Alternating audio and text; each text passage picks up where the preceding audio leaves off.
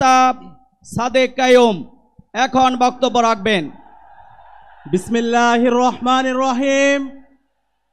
জাআল হক ওয়া জাহাকাল বাতিল ইন্নাল বাতিলা কানা জাহুকা। সত্য সমাগত, মিথ্যা বিতাড়িত, নিশ্চয় সত্য বিজয় হবে। প্রিয় সংগ্রামী ছাত্র জনতা, গুম, খুন, হত্যা, আইনাগর ফ্যাসিবাদ কায়েমের মাধ্যমে খুনি হাসিনা এবং তার দোসররা গত 16 বছরে বাংলাদেশে ইসলামী আন্দোলনের উপর এবং আপামর ছাত্র জনতার উপর ইতিহাসের বর্বরোচিত হত্যাকাণ্ড চালিয়েছে।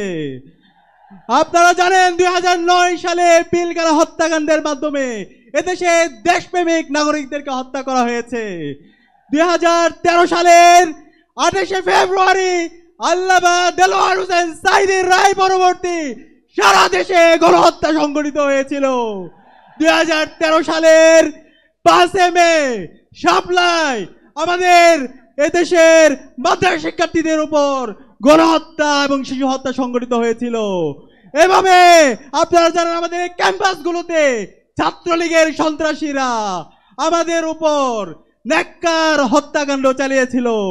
আগ্রাসনের বিরুদ্ধে, আধিপত্যবাদের বিরুদ্ধে কথা বলতে গিয়ে বুয়েটের মেধাবী শিক্ষার্থী আমাদের ভাই আবরার পাল শহীদ হয়েছে।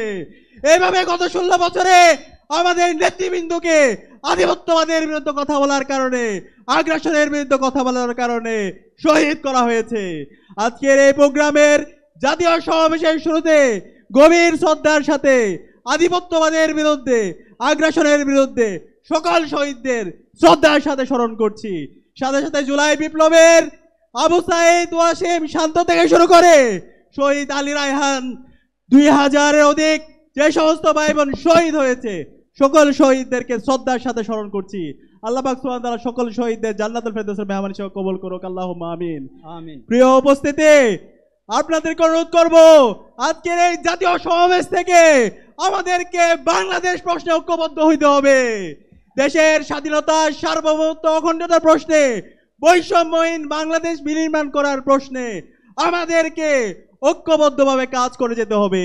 সেই লক্ষ্যে আজকে বাংলাদেশ জামাত ইসলামী যেই 7 দফা আমাদের সামনে নিয়ে এসেছে, সেই 7 দফা বাস্তবায়ন না হওয়ার আগ পর্যন্ত আমাদের কি আরেকটি বিপ্লবের ডাক দিতে হবে। আমরা কি প্রস্তুত আছি? আগামীর বিপ্লব হবে ইসলামের বিপ্লব ইনশাআল্লাহ। আগামীর বাংলাদেশ হবে ইনসাফের বাংলাদেশ।